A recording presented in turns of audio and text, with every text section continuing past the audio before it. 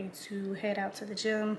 I just did something super simple because today is just a cardio day. It's not like a full workout day, just walking and running. So slick the hair back and I'm gonna get this quick workout over with.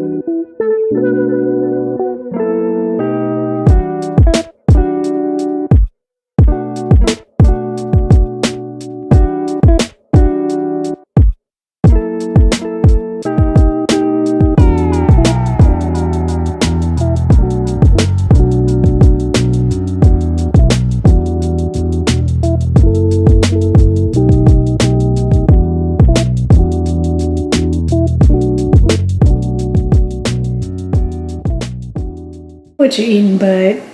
Meatballs. That's some good meatballs, huh?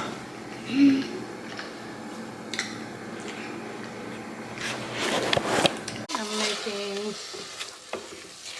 pasta. TJ ate meatballs. And I'm making